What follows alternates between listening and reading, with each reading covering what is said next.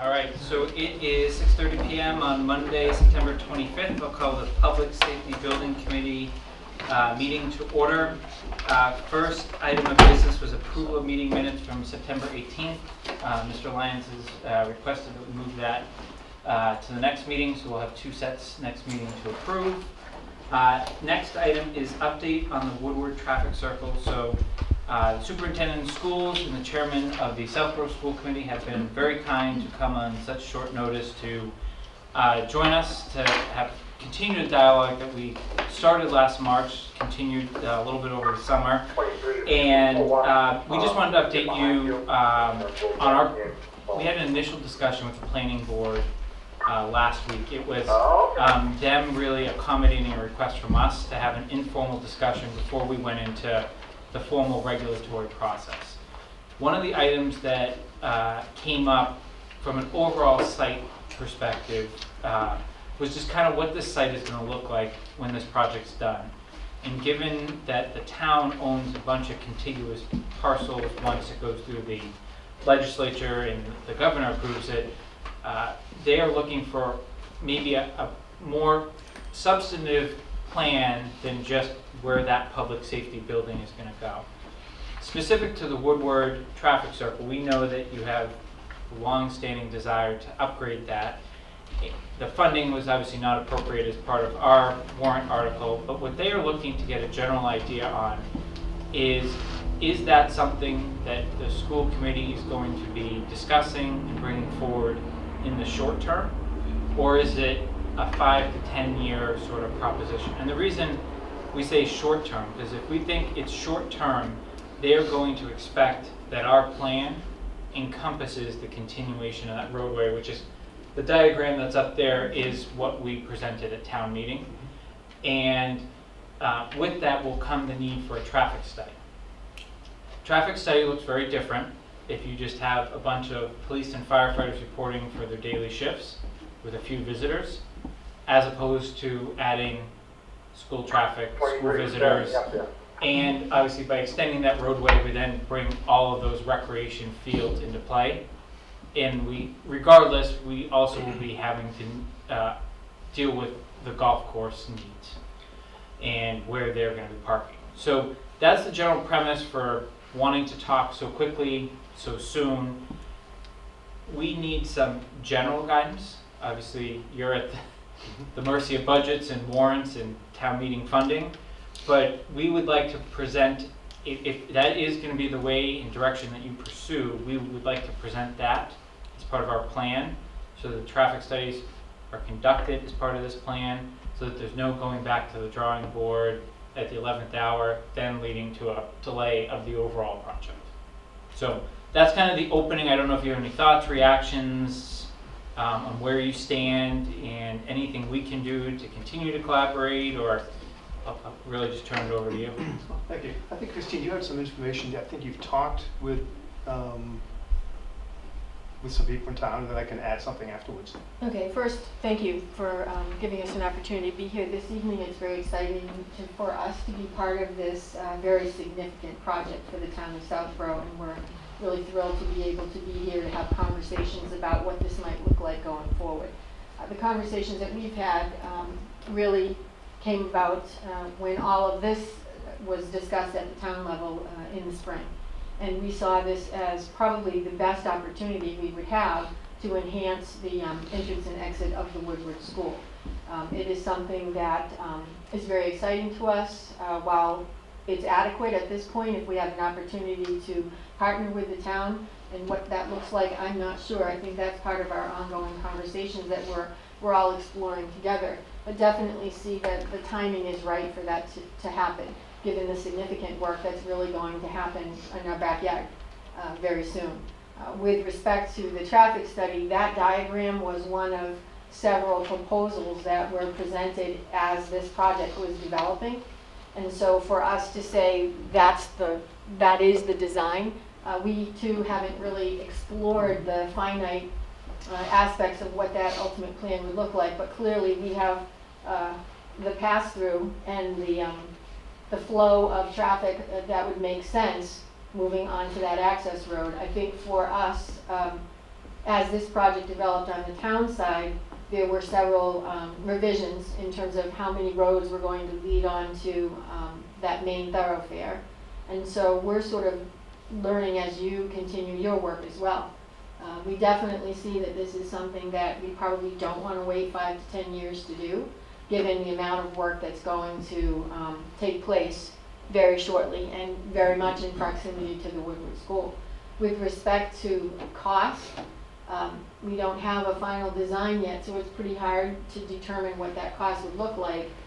Therefore, it's at this point very much in the infancy stage to determine how we would actually fund this. I think that's part of the work that we would do together. I mean, there's several different ways that we could go, whether it's, you know, a warrant article through the town or some you know, cost efficiencies in the operational budget. We don't really know what the target dollar amount is at this point to be able to say how feasible any of those are. With respect to conversations, and Jerry can certainly speak to this, at the school committee, the extent of the conversation was, wow, this is a possibility that we have to really continue our positive collaboration with the town and improve the access to and from Woodward School as part of this very significant and exciting project for the town. So we're here to learn as much as you're here to share with us where you are, so that we can continue that journey together and the work together. And I just wanted to add that, because I know we've been in contact a little bit, that this adding that second exit is important. We don't know what the cost is, but I don't want to see any delay on the project because of this, okay? So I think what we should do is just keep moving forward with the understanding that we're not going to delay you, okay?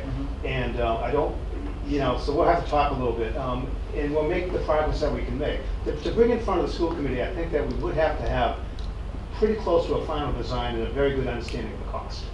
And that's the direction that we need to go in the next few weeks. But we will bring it up at every school committee meeting from here on forward until we resolve this one way or another.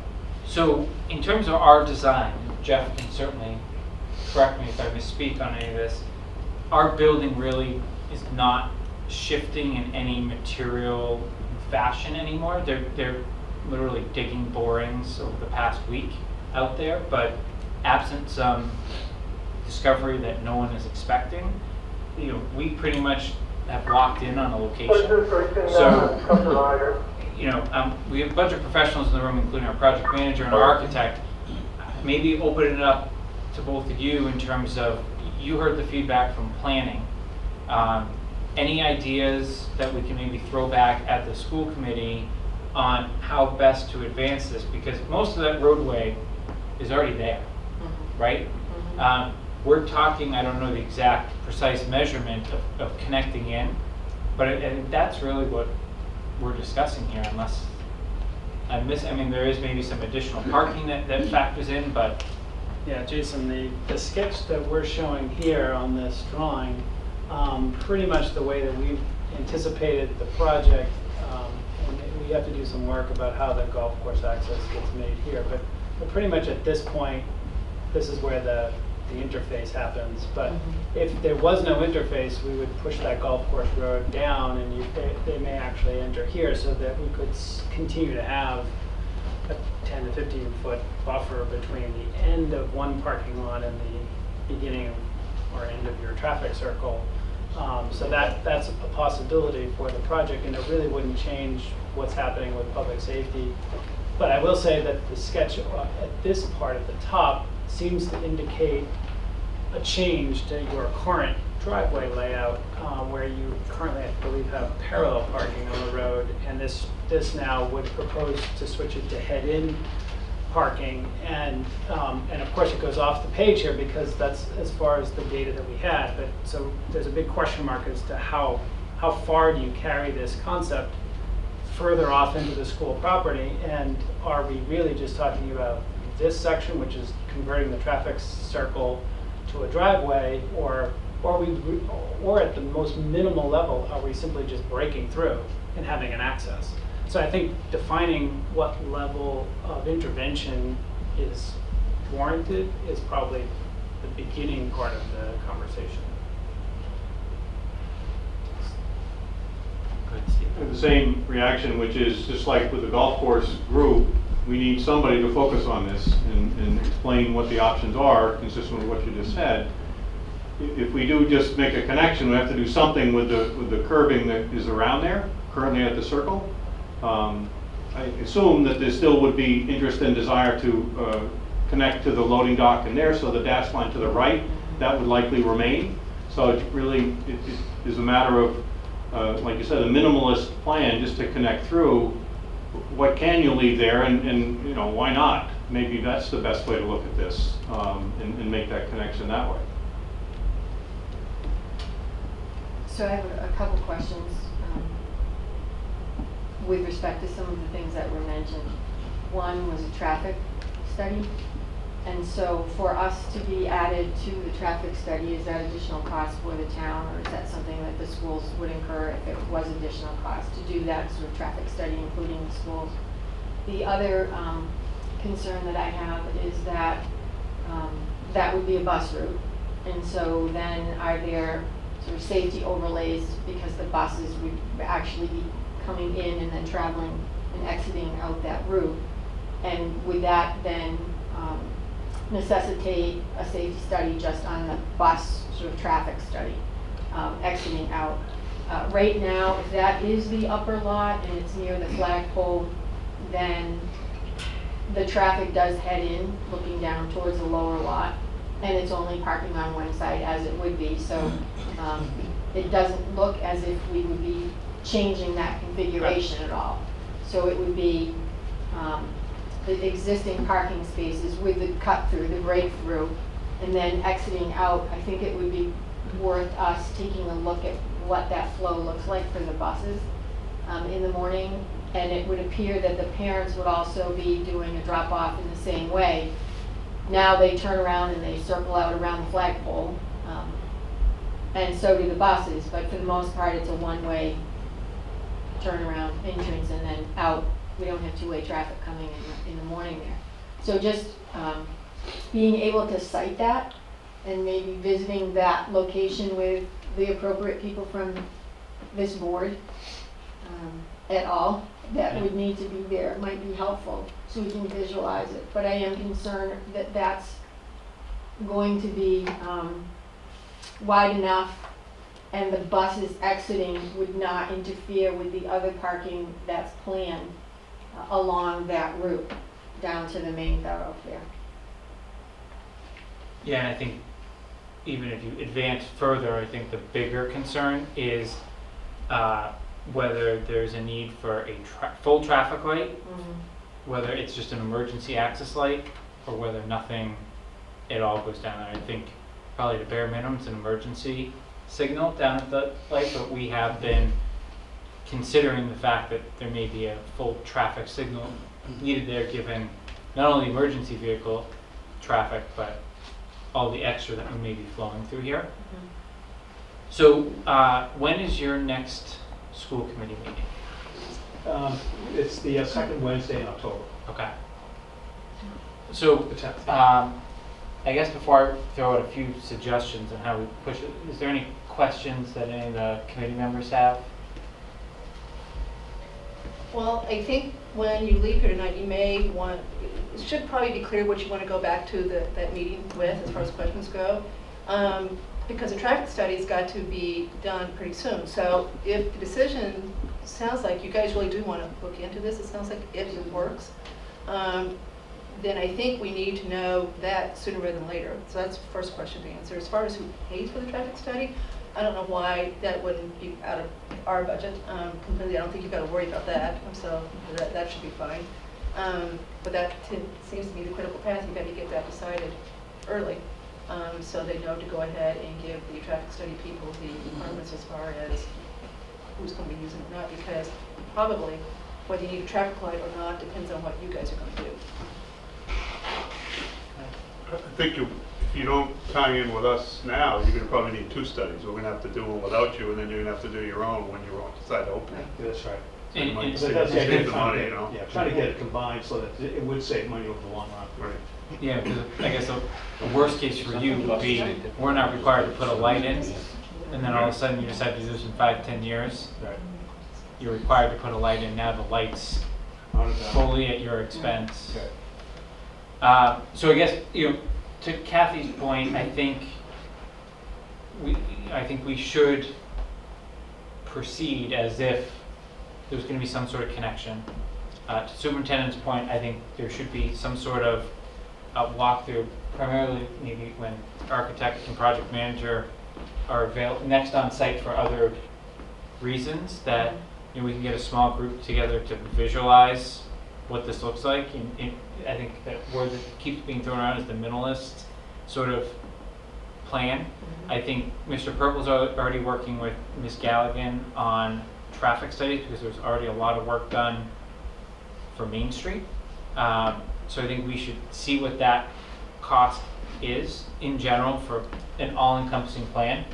I think similar to some of the conversations we're probably going to have about the golf course committee, where you draw the line on our funding in terms of what do we need for public safety to get through planning board approval versus what is kind of icing on the cake. I think what I have committed to help Mr. Purple with after this meeting is writing up what the proposal is for bond council, so that bond council can weigh in on whether this is an approved usage of the funding as approved at town meeting. And if it isn't, if there's any additional cost, then, for example, in this item, we could go back to the school committee. If there's anything related to golf course, we can go back to advisory on reserve fund. We might be talking really small, additional incremental in the bigger picture, but I think in the interest of maintaining the transparency around the project, I think it's worth kind of these checks and balances. I hope we can just move forward because I think it will increase our ability to get this through the planning board and the conservation commission in less hearings, which then is less time, and time is obviously money. So we can certainly explore the ability to fund it. I think unless anyone's objecting here, I think our direction is to kind of think through an all-encompassing plan, which would include school traffic, golf traffic, and public safety traffic. And we need to coordinate just a quick walkthrough of the site with members of the school committee, this committee, and our individual professional services providers. Are there any other recommended courses of action on that particular piece? All right, so then final item for all of you is, I know a letter was submitted by Mr. Purple on behalf of the Board of Selectmen related to Choate Field and the usage of 35 feet of that. Is the school committee planning to take any votes, or how is the plan to respond to that request going to be addressed? I think it might have been addressed actually to Paul during the transition of chair. So I don't know if I just want to make sure you A, received it, and B, how it's being responded to.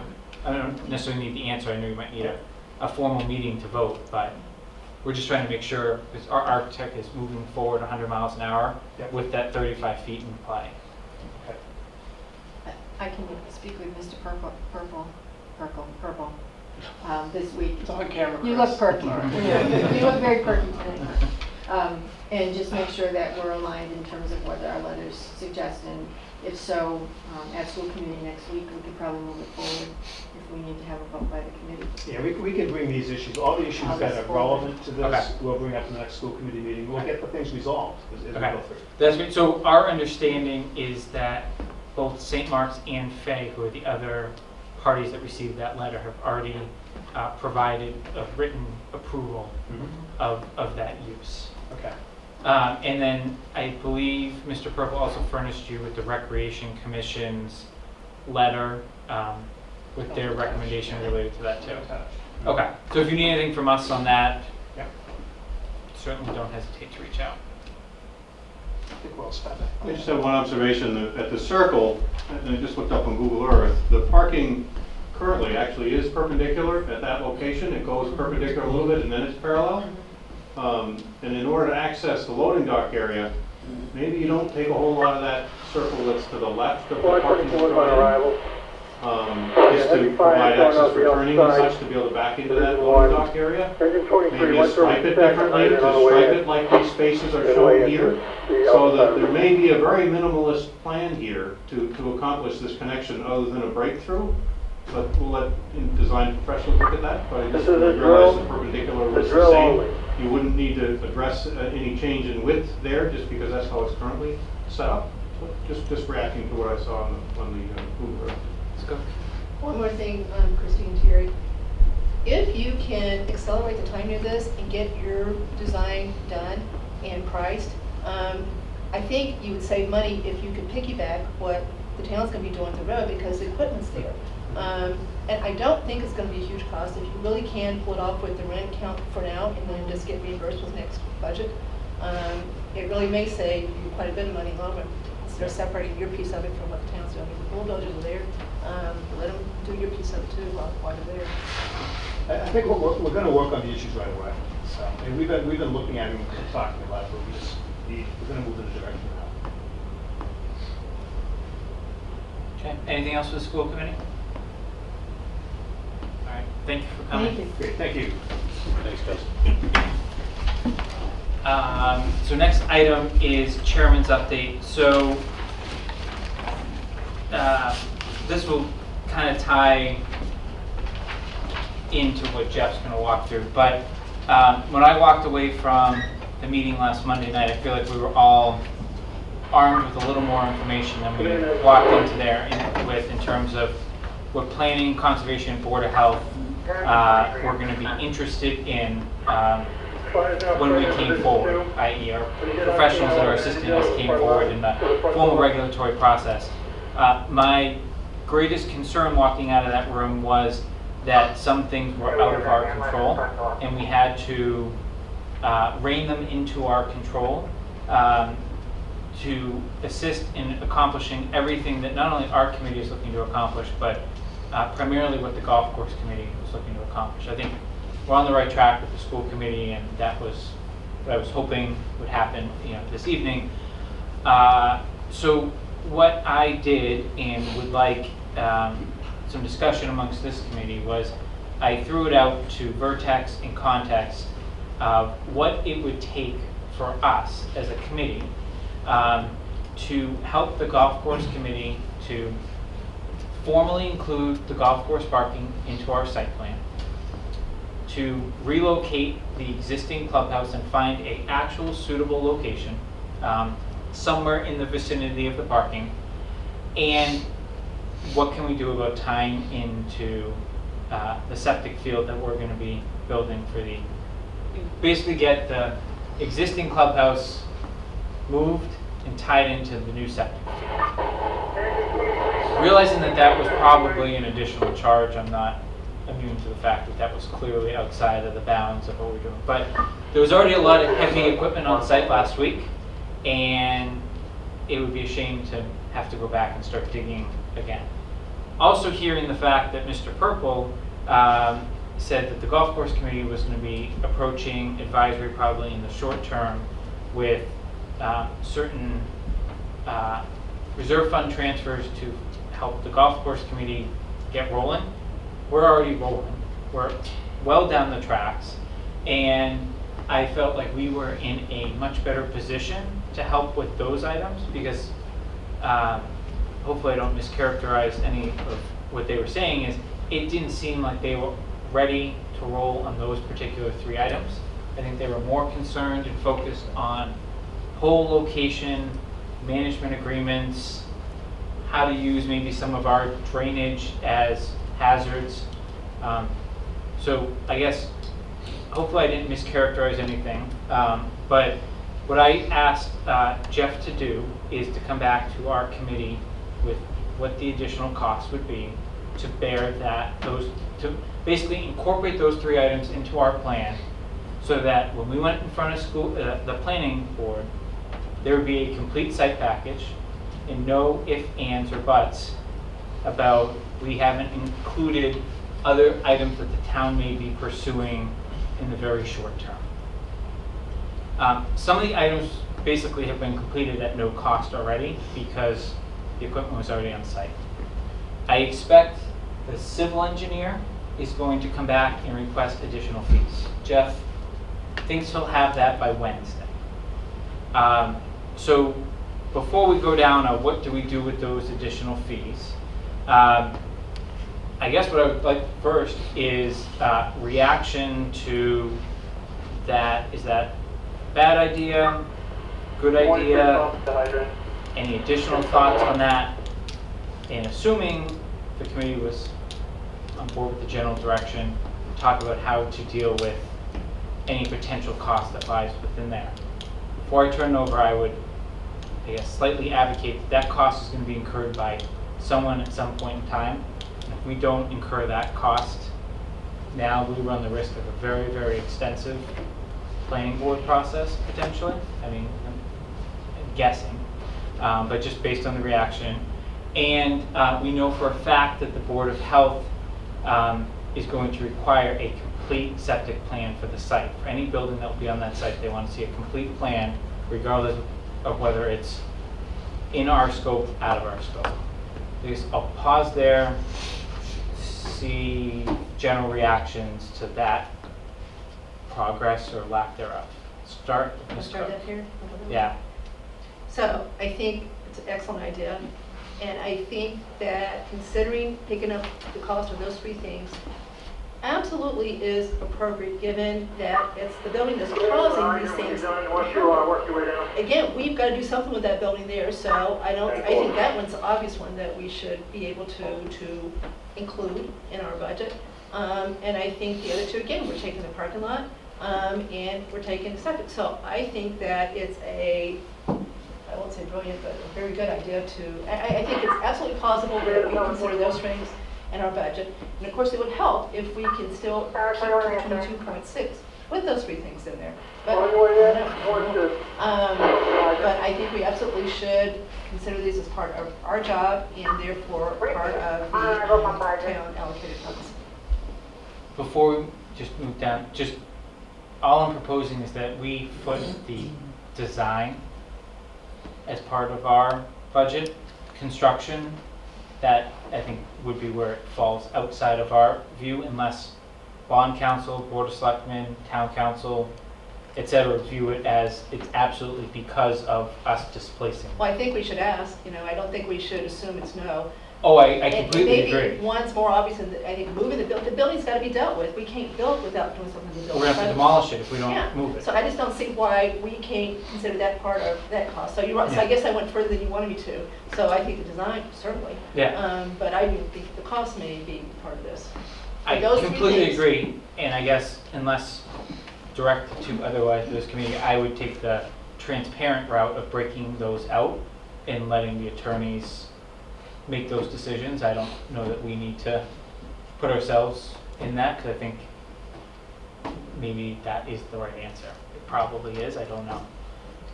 Mr. Wood, any thoughts? Yeah, I think we should take over the site plan, and just so we don't have any delays in time, we have a good program when we go before planning board. Stupid question, so once they secure funding, could they pay it back to us? If the golf course committee can secure funding, can it come back, from the reserve, can it go back to us if we deem that we don't need it? Who's us? It's all the town, so. But just because we're trying to keep it in the budget, and you're saying, well, we gotta get rid of the building anyway, less money to bulldoze it than it is to move it. So that's an incurred cost. I'm just You trying to. can do it, yeah, John, you can do a journal entry for the expenses. Just. So just to keep on- everything in the In lanes the that book, you're so it looks talking like about. we, so we didn't go too much over budget. It's coming out of somewhere, like you said, One but pocket to the other, so. So I understand that. people- But, no, that was pretty much it. Other than that, I agree that we should get the site plan rolling. It doesn't delay. I think what you propose is eminently practical, and really is the quickest way to get to where we want to. I agree. I think it's probably the best path that we could possibly take in this situation. Do we have a ballpark figure of what that might even be? I mean, Jeff? I mean, you don't, or do you Didn't we have not? this conversation already? We have the conversation, but I think it's best for you to relay. Yeah, so It's best you feel appropriate to the committee. we are in discussion with our engineer because there's a lot of moving parts to the early phases of Sure. this project.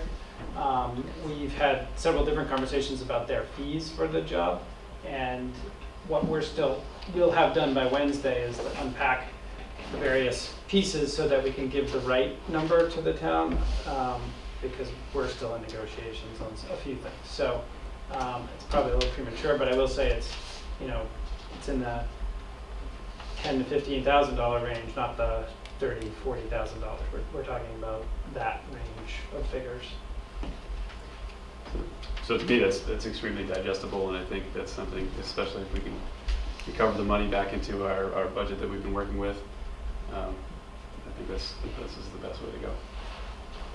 Mr. Lyons? I agree, it's the only way we're gonna meet our construction date to break ground. Otherwise, we're just gonna be delayed.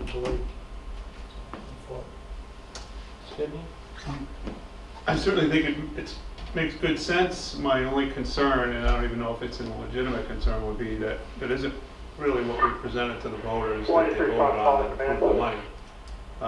That's in addition, so I don't know if that fits into what the town warrant. And if it doesn't, I don't think we can do it, as much as I'd like to. But, if there's people there that say, hey, I didn't vote for that. I voted for a building, and I'm certainly not against golf, I'm for it, but I also have to feel for the voter that maybe isn't for it and approve the money, and now we're doing something different. That's why I'd asked if they could reimburse us as a journal entry, so on paper, it's working with the Did budget. you I just had one comment, and it was based on something that Jason said earlier in terms of seeking guidance from town council, or bond council, to determine, is something like this within the four corners of the article?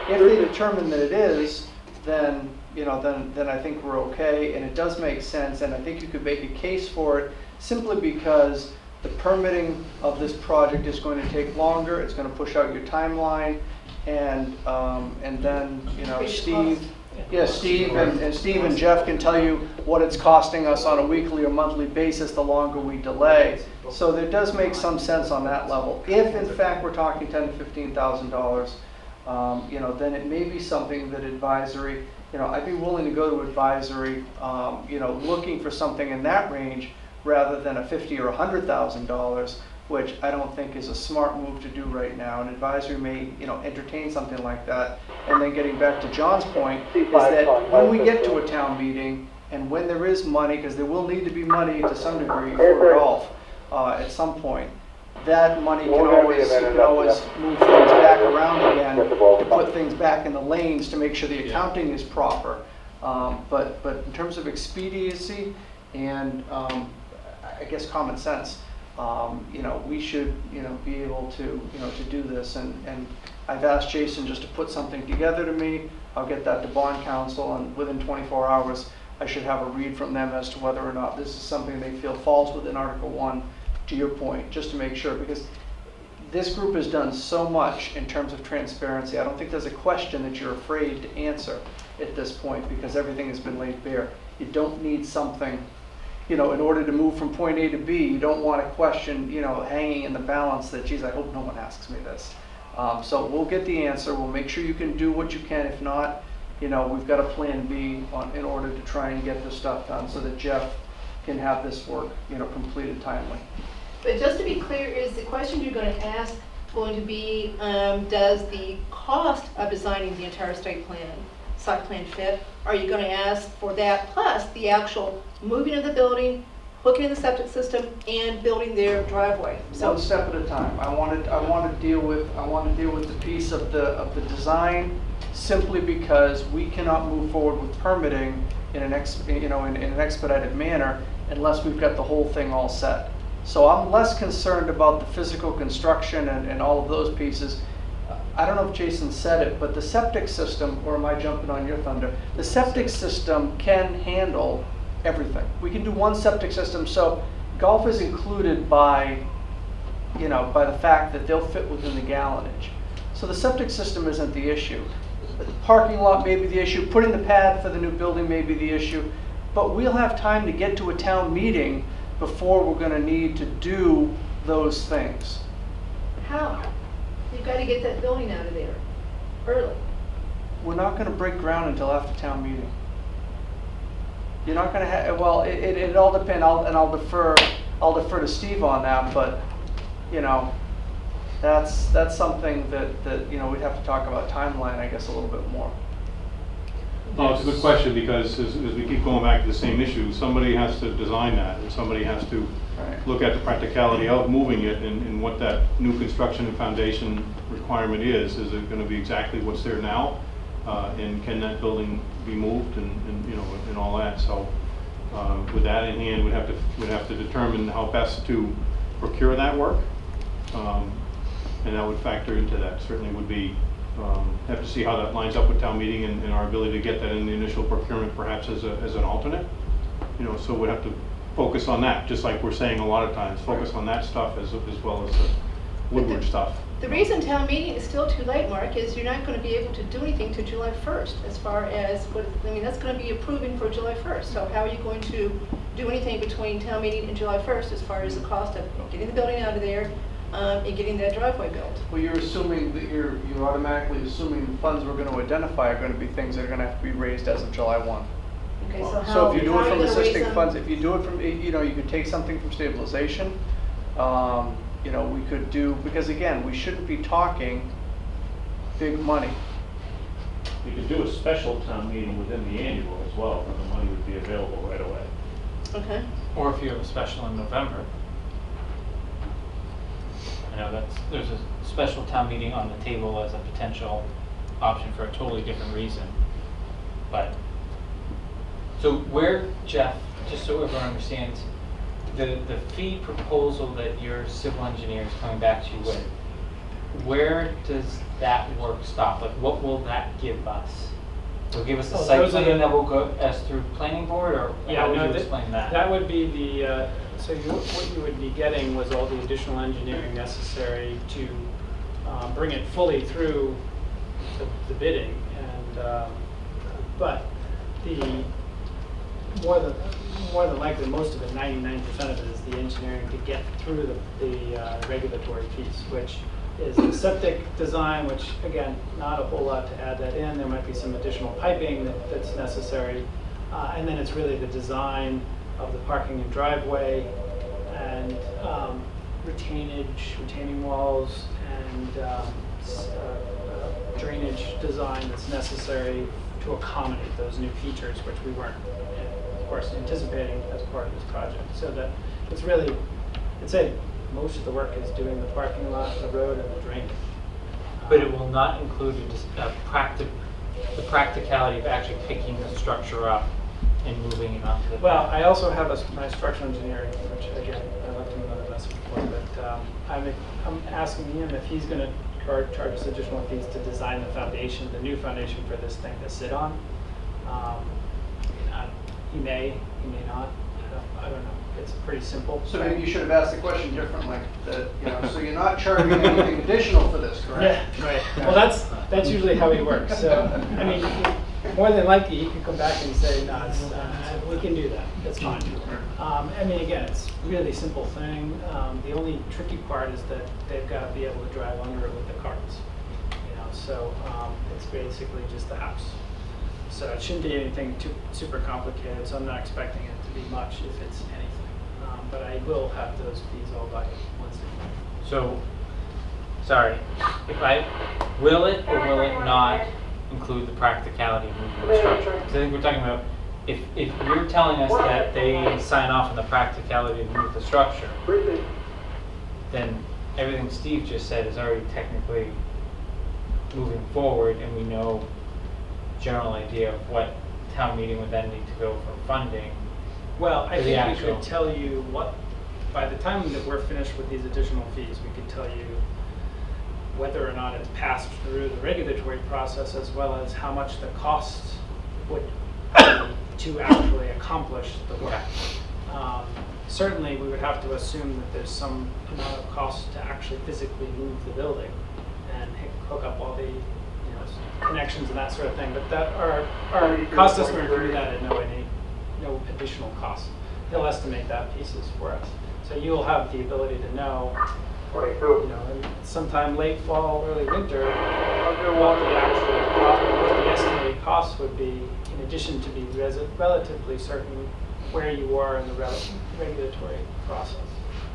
I guess what I'm trying to do is think through a worst case scenario that someone says that building's not structurally sound enough to move. Now we're looking at a much different expense, right? You're looking at a new construction of some sort to replace what we're tearing down, as opposed to the cost to move and hook up the utilities, right?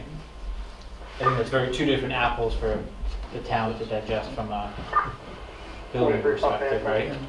My guess is that it's not a question of if, it's a question of how much. Okay. Is it cheaper with this particular structure to literally pick it up and move it, or is it actually cheaper to build it back up? My guess is that it's cheaper to pick it up and move it. And I'm pretty confident, because most buildings can be moved, that it should be able to be moved. But we'll definitely look at it so that we can report more convincingly than that it's feasible to move it. Okay. So I'm hearing a general consensus. So what I think from a meeting schedule perspective, it doesn't line up the way I normally would like it to line up. So advisor's meeting Wednesday, right, Kathy? And when is the next meeting after that? Is it like a month later, 2 weeks later? Where's Dwayne Jasinski? It's either the next Wednesday or the following Wednesday. I think it's the following one. The following one? Because we got off track. We've done it every 2 weeks, so it's either Wednesday or the next Wednesday. So technically, this committee has absolutely no funding approval whatsoever. Our funding source is the Board of Selectmen. So normal course of action that I would normally take would be go up here before the Board of Selectmen, get their buy-in that that they agree with the consensus of this committee, then have them authorize us to approach advisory for a reserve fund transfer. The reason I say we should approach advisory for a reserve fund transfer is unless bond council comes back with an overwhelming, it's absolutely, you can take design dollars and include it, I think we need to take the step of getting the advisory reserve fund transfer, then we can reverse that down the road should the town approve a much larger project for the golf course. I think that goes to transparency. No one could argue that we weren't taking the right steps. And I think when I appeared in front of advisory, I committed that anything that the golf course was requiring us to do to incur additional cost, that I would at least verbalize it. No one said it would be rejected or anything like that. I just said I would present it that way. So I guess I'll defer to the advisory committee representative of whether it makes sense to submit something for your Wednesday night meeting and kind of on the side send the Board of Selectmen an email saying we've kind of taken it out of order, but the reserve fund transfer would be a request, and then they can vote on it at their meeting the following Tuesday. Otherwise, I can go to Board of Selectmen for next Tuesday, have them approve it, and then come from advisory the following weekend. I'm not saying I have to come in front. You could simply articulate it just as well. But I do think we need to get both those bodies to buy in on this. It's not on the agenda for Wednesday, it's too late to add to the agenda, but we do have a standing item, so probably could fit it under that as far as like just a report and say this is what you want to do. But as far as actually making requests, I think you gotta wait till a different meeting to actually let us vote on it and think about it. Because we gotta give people a chance to read what you're trying to do. So if we're not meeting, did you look, Dorian? Yeah, I got him. Is it 4? I wrote it down for you. 10-11, unless he's changed that. So the next was 10-11, but we could call a special meeting on the 4th just to deal with this one thing if you really need to have it that accelerated. Will we have the numbers by then? Jeff is committed by Wednesday, this This Wednesday Wednesday? to me. Okay. So, or you could come to Board of Selectmen and do it at the same time. We could present to Board of Selectmen, presuming they're on board. So I'll email the chair of advisory, I'll CC you tomorrow, just with what's probably coming down the pike, and I'll let him confer with your board. You can probably just do it Wednesday night, decide how you're gonna proceed as part of your update. Okay. And then we should have a number by then, right? I don't plan to call another meeting of this committee though, so I would like someone to put forth a motion to the effect of the committee supportive of including these 3 items in our scope of work and seeking the appropriate authorizations from the Board of Selectmen and Advisory without a dollar amount. So I think we're going to take Jeff's proposal, validate it with our project manager to make sure that it's within the scope of what they're expecting, and then bring that forward. Does that sound like a reasonable? Has the other committee, are they, I'm trying to avoid duplication, are they doing anything on their own that is the same as what we're talking about? Well, we need, so Mr. Rooney isn't here tonight, and but I believe Mr. Cook is serving as the advisory representative to the golf course committee. Unofficial. We need to bring them up to speed to make sure that there is no duplication, because if I were sitting on advisory, that would be the first question I would ask. I think the answer is yes, because I think they can change the scope potentially of what they're going out to an RFP to only include the items related to moving of the holes and confirming the work of the architect and the engineer that it works for golf course purposes. I think So that's... they've got 2 RFPs out right now.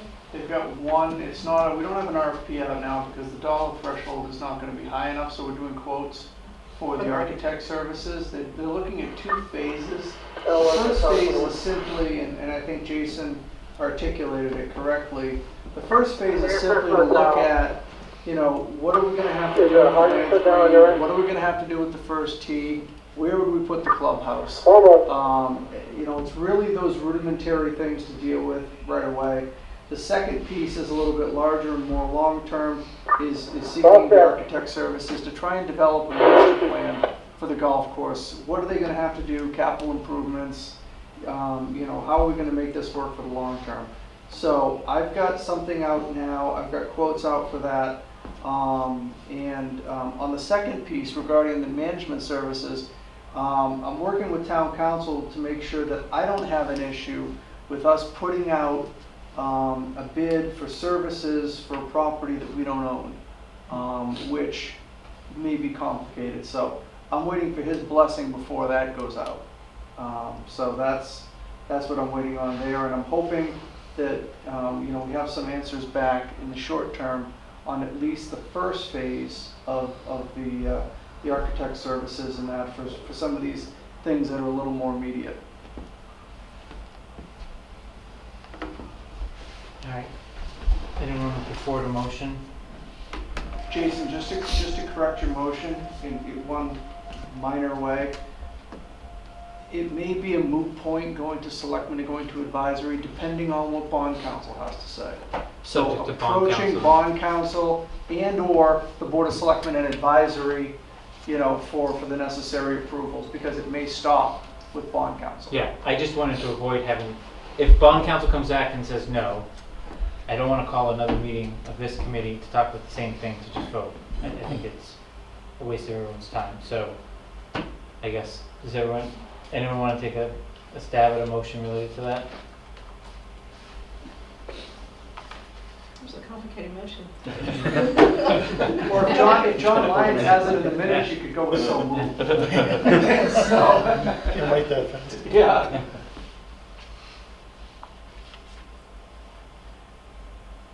I can't Why can't really. you make the motion? Well, all right, so I'll make a motion that this committee authorize the chair, working with the town administrator, to approach bond council and, if needed, board of selectmen and advisory committee to appropriate the out-of-scope funds to cover encompassing golf course activities into the overall public safety building site plan. Well said. Second. Can you say it again? Can I have a second? It's on video. I there was your second. There's a second. Is there any discussion? So you won't do that unless you hear from the attorney saying that it's okay? So it's like a decision tree. So bond council will say yes or no. If it's yes, we stop and there's no further.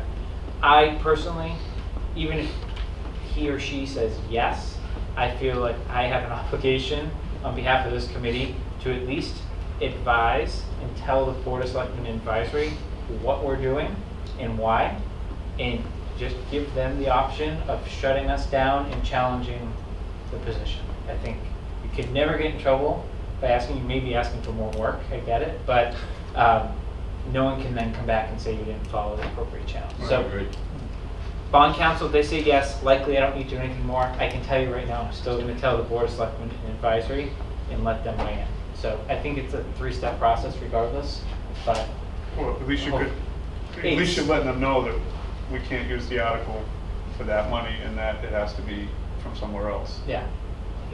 And that the ball needs to get rolling, if Yeah. that's the case. I mean, unless the planning board was really Literally. trying to get in our heads, like they want to see a full site plan, Board of Health wants to see a full site plan, because they just want to make sure they understand what they're signing off on. That's the whole reason behind doing this, and I think the golf course committee, while they have not had a chance to even hear this yet, as a full committee, will hopefully be appreciative of the collaboration.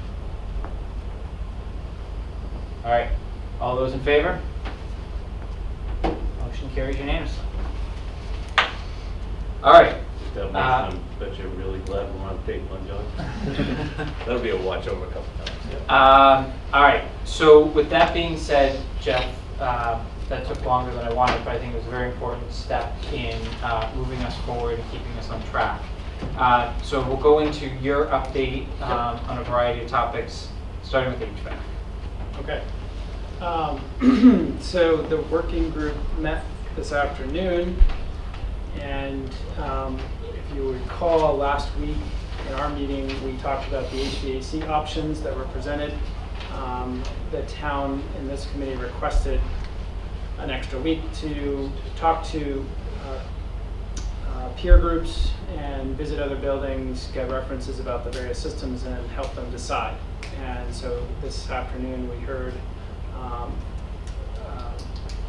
opinions that at least are I think definitive that the option number 2, which was the chilled beam approach, was preferable to others. I don't know if anybody else that was in the working group wants to comment on the recommendation that was made, but that's what we heard. So we're kind of bringing it to this committee for a decision and direction. I didn't understand the word you said, option 2. What? Option 2 is called chilled beam. Chilled That's beam? the technology behind it. So maybe I'll try to best summarize this, and if any of the working group members have anything that's outside of what I say, just certainly chime in. So Jeff, in context, procured a outside consultant, Garcia, Galuska, and D'Souza, who's an HVAC engineer. Yeah, they're part of the. They recommended chilled beam at a meeting, in a recommendation to the design group last week. The facilities director was probably, I'd say, the most vocal of that group in terms of, because he's going to have to maintain the system going forward. I received a letter from the facilities director late this afternoon. We're too late to forward, but I had enough time to print it. So I figured what I would do is read it to help this committee make any decisions that we need to make. It says, Dear Chairman Malinowski, over the past week I've been researching the pros and cons associated with 3 types of HVAC systems: chilled beam, VAV, and VRF for installation in Southborough's new public safety building. Upon comparison of the above-mentioned systems, I have determined that I am in agreement with the consulting engineering firm of Garcia, Galuska, and D'Souza, Inc. in their assessment that a chilled beam system would be the best choice for the town's new public safety building. I have based this decision upon various factors, including the simplicity of the technology, limited maintenance needs, projected annual expenses, and the anticipated system lifespan associated with the chilled beam systems. That being said, there are 2 criteria that I believe your committee should seriously consider in regard to the design of said system. First, I feel it is imperative to have a condensation shutdown sensors installed within the system to avoid potential problems with excessive condensation. Second, I feel it would be prudent to have some type of supplementary heating source, such as a ceiling-mounted radiant heat panels or hydronic heating perimeter loop installed in order to ensure the building occupants are comfortable throughout the winter months. Given the magnitude of the project at hand, I believe it would be well warranted to err on the side of caution in regard to the HVAC system engineering. Thank you, Town of Southborough, John A. Parent, Director of Facilities. So the Director of Facilities essentially agrees with Garcia Galuska. Call him GGD. GGD, thank you. Saves a lot of And then from a cost perspective, the initial cost of the three options that were presented were within $20,000 of each other. So when they talk about cost, my understanding is it's really the cost to operate it going forward, so i.e. what's going to go into your yearly operating budget for the town. This one had by far and away the quickest payback to the town and the largest savings over, I believe it's a 30-year time frame. And facility instructor is in here, but I do not believe Chilpin was his first choice last week. So I give him a lot of credit for going back to the drawing board, and I don't know exactly what research he did, but I know he did pretty much a 180 from what I understand on his recommendations based on his research and getting caught up on what GGD had done. So I don't know if anyone has any further thoughts they want to ask Jeff.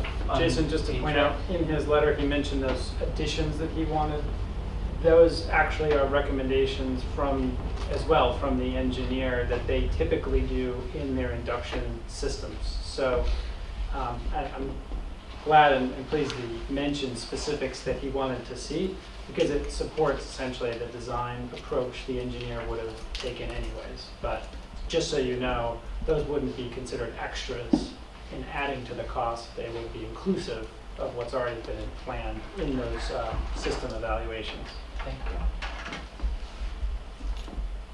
And the importance of approving this tonight is they actually need to now go Yes. engineer the system. In order to start design, they need to know which system you want them to design. So before we make a motion on this matter, is there any further questions for Jeff? Do the three systems have the same life expectancy for the equipment? Relatively, yeah. Because of the way that they are required, and the state building codes and energy codes are required to do these types of analysis, the base case system has to meet energy codes. So essentially you have to be a code compliant system. Then you look at alternatives that are better than code. And because of the size of our building, it basically prescribes systems that are robust and durable enough to be longer lasting. If we were looking at a smaller building, you can get away with cheaper systems. And in those cases, you get life expectancies that really aren't, the full 30 years. And you've got to now include the costs of actually replacing whole units, which, to be clear, one of the systems that the facilities director was interested in is called VRF. And in those types of systems, they can have shorter life expectancies for what's called the terminal unit, the part that sits in the room. And because of the circuitry, it's more of a computer electronic system. When things go bad, it's cheaper to just actually rip the thing off the wall and buy a whole new one rather than trying to fix it, which is wasteful in lots of other ways, but really wasteful in money. So going with a chill beam type of approach is actually better in that sense of things. But that's the only case in all of these that I would consider something to be a little bit less than the 30-year life expectancy. Thank you. Yep. So Jeff, town has a contract with Context. You've got a contract with GGP? Right? GGD. Sorry, GGD. Sure. And take it on out. I'm getting to where the warranty comes in and how we make sure that we've got a warranty on this equipment if something goes wrong, so we really know where it starts and where the blame, who we really deal with. Yep. And I've seen this go wrong so many times in the last few years. This is really important to me to really understand what happens when something goes wrong. Who really bears the responsibility? Sure. Okay, so GGD is going to sign. So take it on in. Who signs the next contract? Yep. Okay. So the way the process works is that your GGD did a study of comparable system types so that you could see all the data going into each, and you could have picked any of the systems. So it's intentionally open book to avoid the scenarios that used to happen in the past where you got steered down a path because that's what the engineer always does, and you didn't know what the other options were available to you, didn't know what the cost savings were. So I think this is transparency here in one check, so you can decide which system you want. And then the engineer is required to then design that system so that it meets best practices. There is a step called commissioning, which I believe is going to be part of this project, and that the town would enter an agreement with a third-party engineering firm that would oversee the final documents that GGD would prepare for the design of that system and sort of do a peer review of that, provide commentary, provide correction if correction is needed, and those comments would get put into the bid package before we go out to bid.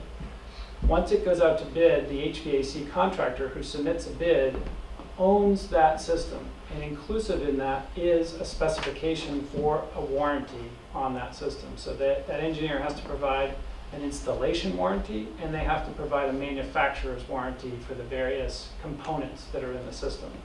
So ultimately, taking it all the way through construction, the commissioning agent would actually come back, do functional testing of a portion of that system to have more of an assurance that it's actually been constructed appropriately to meet the design intent.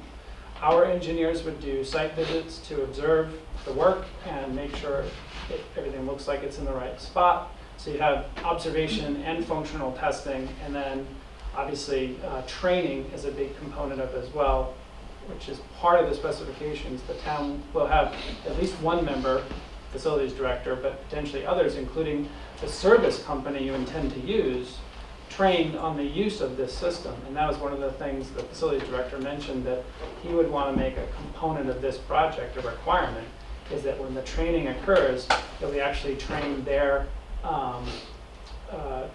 facilities maintenance firm, or the HVAC maintenance firm that they want to use, so they actually know how to operate and maintain this particular system. And that's a requirement in the specifications that the bidder is agreeing to do. And then after the system is in place, they do testing on the off season. Normally, if you open the building, it's either winter or summer or somewhere in between. So you're either in heating season or cooling season. So you want to be sure that on the opposite season, you're also getting the expected performance. So that commissioning agent will come back again and do some additional work in the off season to make sure things are performing correctly. So that if you did have a problem down the road, you've got enough reports and assurances that it actually was designed and installed correctly that you can prove a warranty claim, within the bounds of reasonableness, that if something wasn't installed correctly or something isn't performing correctly, it's more than likely a manufacturing or installation issue because of the amount of work that's been done up front. I will say I agree with you, HVAC systems, and one of the things that is the most frustrating part of building a building is to get something at the end of the day that works flawlessly on day one. It's very difficult to do. Doing this type of an approach gives us the best shot at it, but usually there's a little bit, a shakedown of the building. People got to get comfortable with how it works. It's different, and you find some things in that first year. The HVAC contractor owns a 1-year installation warranty, so everything we find within a year, they've got to come out and fix at no cost to the town. And then beyond that, it's manufacturer's warranties, the assumption being that after a year, you've been in the building long enough to expose the issues that might be there, and then things beyond that would be system, real manufacturer-related issues. The fortunate thing is one of the fortunate things is that the chilled beam approach has less moving parts. So there's less things to go wrong because of the technology that's in it. Uses the airflow science to work better.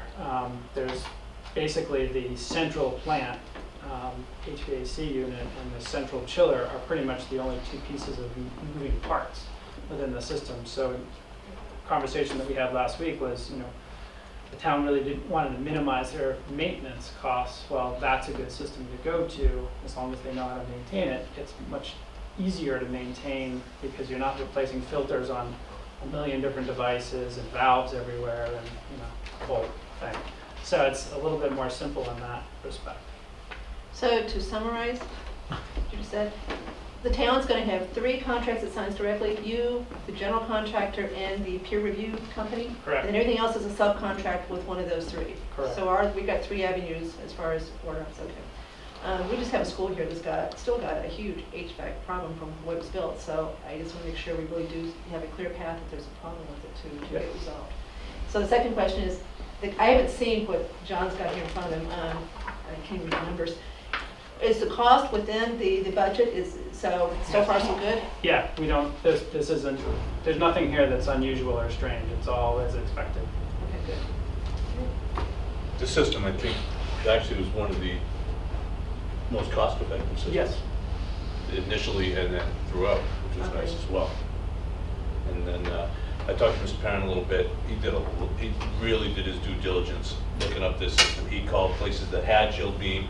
He researched service technicians that handle it, who's trained in it, talked to them to see if there was any problem. He really did his research. So I was initially leaning towards the VRF myself because I didn't know anything about the chilled beam. And after talking to John the last couple of days, he's pretty confident, and so that makes me very confident.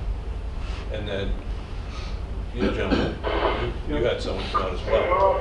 So my colleague, Terry Scalzo, is our HVAC and mechanical guru within Vertex, and he reviewed the entire presentation that was made last week. He knows GGD very, very well, has worked with them for years, and he was prepared, as I think we all were, at the working group level, to have a much more detailed discussion, not realizing the work and such that Mr. Perrin did in his research. And that discussion was quick. He said, "No, I'll come around, I like the induction system, I'm set to go," as opposed to perhaps a much longer discussion, which Terry was here earlier this afternoon, very willing and capable of engaging in great detail in these systems. And the comment that Terry made to me was that GGD knows this induction system very, very well, and they're very good at it. And that's probably, what I asked him, I said, well, if this was our new office building, well, not building an office building, but if we were, what would you recommend? And he said, well, GGD's the engineer, this is what they're really good at, I would go with the induction system. That's what Terry said. So that certainly supports Mr. Perrin's investigation, and that's our recommendation as well, supporting that. Any further questions on HVAC?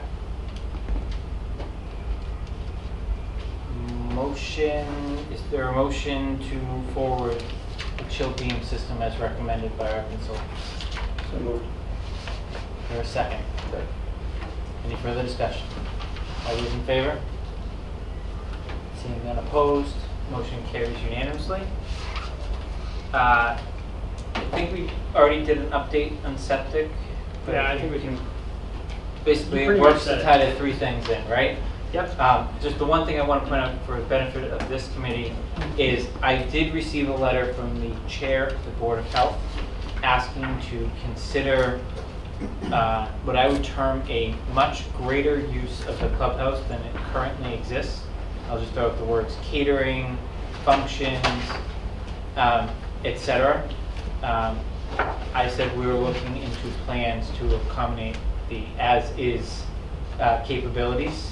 I just think we have a lot of work coordinating and collaborating, as we've already seen the first hour of our meeting. I think unless someone tells me I'm completely out of line, I'm keeping it to what exists there now, because I think the town has some much greater decisions to make. I don't know if I'm out of line for a comment, but I did talk to Paul.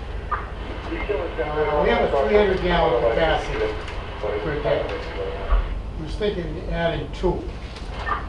I think, and he didn't say this, but the barn has its own toilet. Okay. It's an unidentified leach field, let's put it that way. We won't call it cesspool currently. I think he's thinking that maybe the 200 gallons would be a place to tie that in. I think we've heard there's excess capacity. Yeah, from our perspective, we're dealing with a limit of 10,000 gallons. If we can do it under 10,000 gallons, we can do it. If it goes over 10,000 gallons, we can't. So I think we'll stick with that as our threshold, and whatever we can get to fit under that, that's where we'll go. Okay. Design update. All right, so we met as a working group today. I'll go through these relatively quickly. I really want to just talk about the facade and the exterior, but on the site plan, we did rectify the rectangular garage into a full rectangle. The other thing you'll note here is that we did push the side of the building around and moved the tower from, thank you, the back to the front. So you'll see that on some of the drawings. Do not pump, but tell me when you're ready. There really wasn't much of a change to the first floor, but we did have some comments from the last meeting, and you can see here in this plan, we moved the tower to the front here. On the second floor, we received comments at the last working group meeting that there was a preference to flip-flop the gym with the corridor, and we were able to make that change. Essentially, the gym is now here, and there's a little bit better communication directly between fire and the main second floor lobby. And it also allows us to utilize the space that is made above the entry in a better way than just simply making it part of the gym. Puts the gym more on the private side of the building. It retains all the same features as we had before, and we picked up actually a little bit of more usable space within the building, and we cut down on the total building square footage. So we had our cake and we ate it too, which is basically the end result there. These are the new updated renderings from before. There are 3. We did one here that it shows the main entry with a, like we said before, a more vertical entry scenario with windows that pick up on the theme of the windows next door. And then we also, as I said, moved the tower to the front. And I think what we really liked about this is it created this rhythm of these peaked roofs, and this tower really now starts to reinforce the main entry and the proportions of that piece. Seen from the Route 85 view, which is this lower one here, in particular, the tower starts to be able to cap the apparatus bay and as a run of bays with a strong corner. Putting it on the back here, as we saw last week, tended to make that corner bland and not really interesting at all. This now solidifies it, and I think the design really helps to reinforce that. In addition to that, we also treated the cornice line of the garage differently. It's a more stronger cornice built up. It starts to end that top of that piece of the building better than it was before. Before it was simply just a little fascia and it kind of petered out at the top. So this detailing combined with the tower here, I think starts to make a much more attractive looking garage face side of the building. We did 2 other versions, one with the lower entry, and it was pointed out earlier at the working group that this is actually a slightly larger version of the one we showed last week. It's more detailed, but it's a little taller, and so we really can't put windows here. And what we envisioned is that this would sort of be an open structure, so you kind of see up inside of it, so it's more open, and then going back into the vestibule being closed. Again, in this option, we also felt like leaving the tower at the corner was appropriate. A little bit different detailing of the apparatus room, more larger windows that reference the garage larger windows, but still a rhythm. And then finally, in this option, really just changing the center entry, going back to the more vertical entry, but with a flat roof canopy. I would summarize the working group comments as wholeheartedly supporting option A, although there was at least one person that liked the cost of option B. But this is our recommended approach going forward, and I'd be happy to take your comments. Jeff, are we looking to put ballards in front of the garage doors? Yeah, there will be bollards on both sides of the garage door to protect the openings, steel bollards, concrete coat.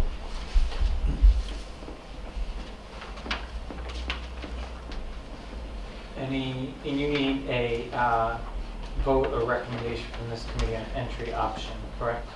Yeah, I mean, at a minimum, I would prefer if you could tell me whether you wanted us to go in the direction of option A and C, which has this more vertical entry versus option B, which is sort of a one-story thing, because that has a direct impact on the planning stage of the documents. But if you weren't decided on the canopy, or there's some tweaking we need to make to the expression of the windows, that sort of stuff, you know, we can still continue to work on that.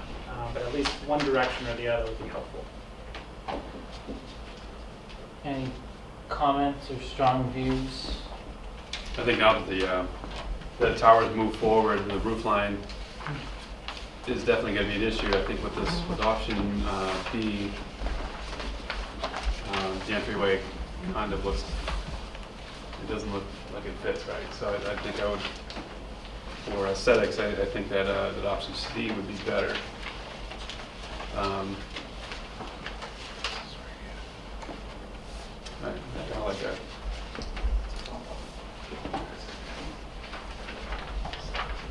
Any other questions, comments on that item?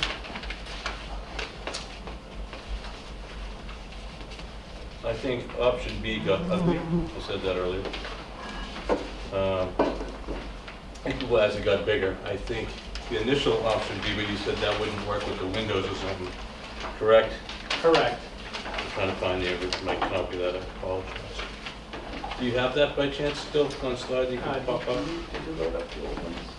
No, we don't have the old one. The old one was essentially the this, but the roof was Oh, I have it. lower, and we had shown a window above it, and there was quite a bit of discussion that that window really wasn't practical or possible given snow and that sort of thing. So even in the other option, we probably wouldn't have been able to put a window there, maybe a high window, which would have been completely different than the others. And in this option, I think we don't really have the option to do any window Okay. at all. So I guess my question would be on this, just because, just for purely for cost. I do like the aesthetics of the taller one better. This is purely a cost issue. So if we come back and you go with option A and C, and it comes in over budget, that could be something we could always value add or pull out, correct? We definitely would be doing a cost estimate well before, you know, over budget is a concern. So I think, you know, when we do that estimate, we can have them look at specifically the costs associated with that entry, and we can decide how much that may impact. I the understand project. that the cost is, we're talking tens of thousands of dollars, not hundreds of thousands Yeah. of dollars, but tens of thousands on few spots adds up, hundreds of thousands. It's, over budget, and we're already trying to figure out how we're gonna pay for it after this meeting with the golf course and getting that all in. So I'm just trying to be a little frugal. Yeah, no, we can present the difference in when we have the cost estimate. So every time we have to make a decision between A, B, and C, can you let us know which is the less expensive option, if you know it? I think as we discussed last week, it's quite clearly B is less expensive than A. What I wasn't able to do, and I'm still not, unfortunately, is able to tell you a more precise dollar value.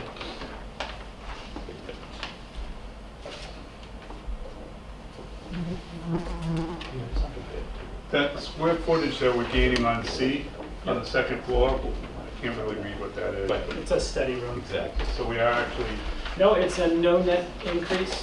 That study room, because we added that there, we actually lost some space. Quite frankly, the building has shrunk slightly in total square footage. So right now we're in a deficit, I guess, if you want to call it that. But it's not on the net square feet. It's on the extra, the circulation and that grossing factor. If you remember way back when we were talking about programming, there's this grossing factor that gets added to it for corridors and walls and things that don't actually equate to rooms like we're in right now. And what we can say with confidence is that we have all of the net square feet taken care of, and all we've done is made the building more efficient. So the total square footage is a little bit lower, but it's not really affecting the function. so we're not really paying for additional square footage is what you're saying, we're just paying, This, So it shouldn't on a really be that big of a pure- On a difference. pure square footage basis, you're correct. okay. I'd like to know what the police chief and the fire chief think about the different facades. You want to go first? When this building is finally constructed, I might be here 6 to 8 years, somewhere in that time frame, maybe a little more. The residents are going to have to drive by this for the next 60, 80 years. To me, it doesn't make sense for a few, now I know I'll get hammered for this, tens of thousands of dollars But everybody driving along Route 85 for the next 60 or 80 years is gonna look at this. If we're gonna pinch money, I'd rather pinch it somewhere else than the focal point at the front of the building. That's just my honest answer. I mean, purely from aesthetics, you know, taking the money out of the equation, and I understand that the cost factor, from an aesthetic standpoint, A or C is definitely the better option. Well, I agree with that. Yeah. 100%. But again, we don't know the numbers, so I don't Yeah, know exactly exactly. how much this is gonna add to the building cost, you know, we just don't know that right now. But I think what Jeff is saying is he'll be able to come back, right? Like, let's just say the committee voted on A or C tonight, which are clearly more expensive. And when we get our cost estimate back in the November timeframe, Then we go, yeah. something has gone awry somewhere along the way. We'll be able to then revisit this. It's not like a decision you're making and that's what the entrance is gonna look like. Right? That's But- why I asked, you know, if we could get them something value added later, you know? But I definitely agree with C. I also think aesthetically, if we looked at it last week, there was much less of an argument, but I think everybody was in agreement that the front corner was lacking, and now that they brought that and solved that problem, it just seems like a no-brainer with all the roof lines to make it line up, you know, the way that they proposed it this week. So would you prefer a vote in favor of one option or narrowing it down between A and C and B? What I've heard is that there's a distinction between B and the other two. Yeah. So if that's more comfortable for people, that we can take that vote. Okay. Are people ready to narrow it down to one, or would you rather do A and C versus B? Good on one.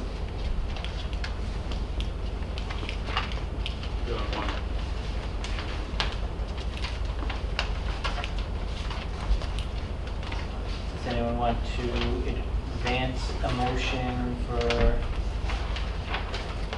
preference? You said one? I think, I've only heard people say they want to narrow it down to one, but And the reason why I say that is because of the cost, where we're not paying for square footage, additional square footage, that's being taken out of the program and moved. So I think the difference between costs is going to be minimal, just the cost of, you know, the wall, really. It's not like you're paying for, you know, $450 a square foot to add that.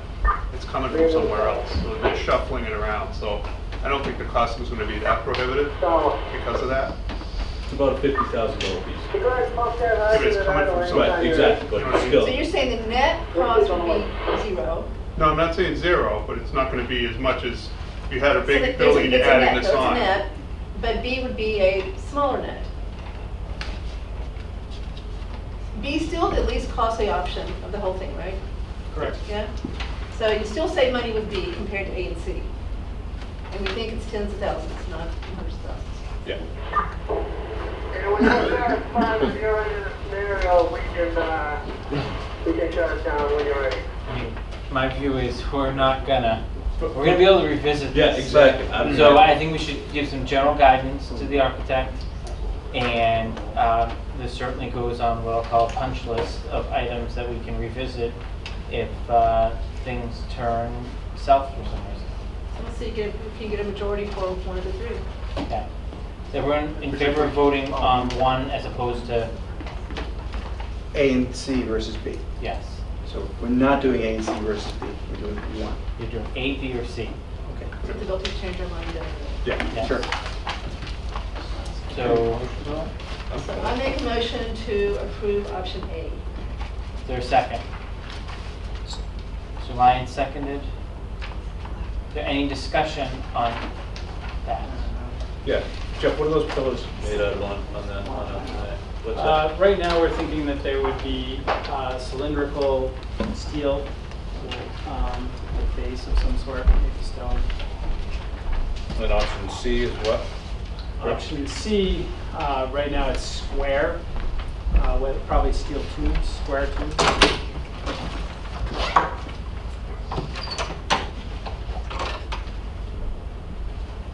But again, this is something I can kind of change. Those down the line. that's deck chairs. Right. It's not designed. stupid question, will the windows from option A work on option C as well, or is that pretty much? well, Yeah, no, I mean, we did see as simply to give you a different alternative, different flavor for the facade, but. I like on option A how the windows But come if you in. move everything from option A onto option C, it just becomes option A. Couldn't really choose that. Realistically, the biggest difference is the shape of the canopy, so we did one that was flat versus, pitched versus one that was curved. Is there any further discussion on option A? Yes, last one. Okay. Just for maintenance and snow, would the curve be better than the flat roof of that option C, long run? Snow would fall off it better, pitch off it instead of building Yeah, it. black and white answer would be yes, clearly they would be better, but I think it's really minimal difference. I mean, the amount of snow that would be able to, that you'd have a problem with up there is going to be minimal. Just asking. I kind of like it, so. All right, any further discussion? All those in favor of option A? All those opposed? Did you make a motion? I did. Fair enough. All right, motion carries with one opposed. Okay. What do you like? See that? No, I mean, you guys are enjoying it. Why go on at this point? No, fine. I I'm going completely to understand. eat, so I'm gonna save the money. Yeah. I think Beetle's fine. So, any other design updates? No. Schedule, my understanding is we're on. We are on schedule. Schedule. We wanted to report that the dates I gave you last week, I think, still hold. I apologize for not reissuing the schedule, but the planning board application we're targeting, and I know we got run through the ringer last time for saying targeting, but 23rd of October for the planning board application to be submitted, and the 30th of October for the conservation application to be submitted, which would lead to hearing dates of the 13th or 16th of November for planning and conservation. We would then potentially have a hearing in December for both boards. Our projection was that 2 hearings would hopefully close it, but if it didn't close, we would still not go out to bid until the end of February. So we could even have hearings in January and potentially even the beginning of February before we had an issue with actually having to close the hearings before we went out to bid. So I think we can say quite confidently that we are currently on schedule with everything, and even if we had slipped a little bit, we'd still be able to stick with our current schedule to go to bid. Okay. So can you just have Well, reissue the that schedule. reissued? Yeah, great. Next item is owner's project management budget update. Mr. Lemieux was unable to attend tonight, but I've asked him to provide, because they are on a rates and hours basis, to provide an update to us of what bills are submitting to the town so that everyone can look at them, make sure that they make sense. So, Mr. Theron, for the October 12th meeting, you make sure that either you or he come with that item. We already talked about our interaction with the golf course committee. So next meeting is October 12th, 6:30, back at the townhouse.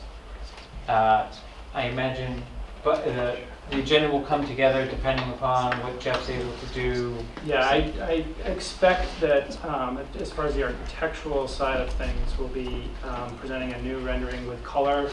And we'll be talking about exterior materials for the 12th. That would probably be the majority of the architectural update. I would expect that, we're hopeful that with the civil engineer now being engaged, we'll start to have progress on the site plan that we might be able to show as well. Any other business the committee wants to conduct tonight? A motion to adjourn? Motion to adjourn. Second? Second. Motion been seconded. All in favor? All right, we're adjourned.